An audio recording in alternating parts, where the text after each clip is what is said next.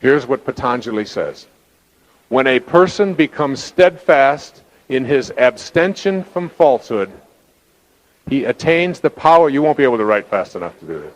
He attains the power of obtaining for himself and others the fruits of good deeds, without having to perform these deeds. Now let me tell you what this means. When a person becomes steadfast in his abstention from falsehood, that doesn't mean he stops lying. It means he no longer identifies himself with the ego. He identifies, or she identifies himself or herself with the Spirit. I am no longer what I have, what I do, and what others think of me. I am the beloved. I am connected to God. When Sai Baba was asked the question in front of over 1 million people, are you God? This man who performs miracles, this man who has the gift of fish and loaves, he said, yes, I am.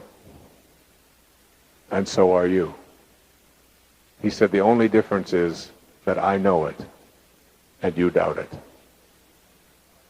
When Patanjali identifies the false self, or rather falsehood, as identifying with the false self. Vivekananda, a great student of Ramakrishna, when he was asked the question, how do I reach this higher level of consciousness? He put it this way. He said, in the springtime, go out and observe the blossoms on the fruit trees. He said, the blossoms vanish of themselves as the fruit grows.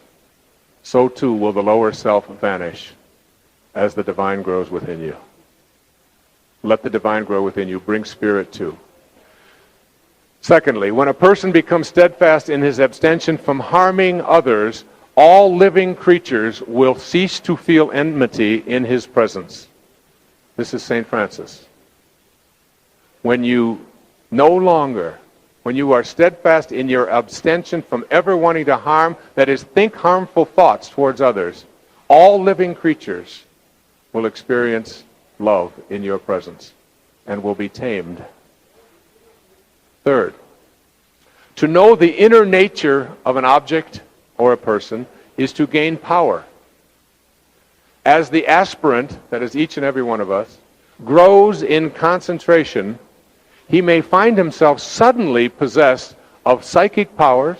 He may be able to heal the sick, to read others' thoughts, to foresee the future, or to control certain natural forces.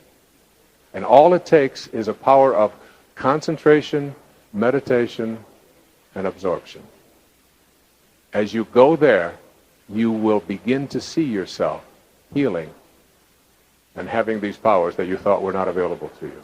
Fourth, when a person's energy field reached the highest, most complex vibrations from imagining or meditation, the person had spiritual experiences regardless of their beliefs.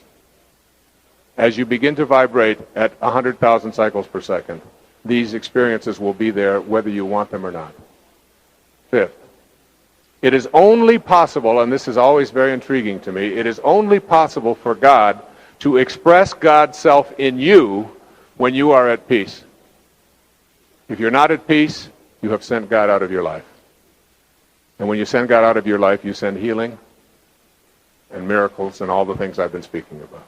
Sixth, disease and discord have no power over you except through your belief in them. Disease has no power over you except through your belief in it. Let go of the belief in it, and it no longer has power over you.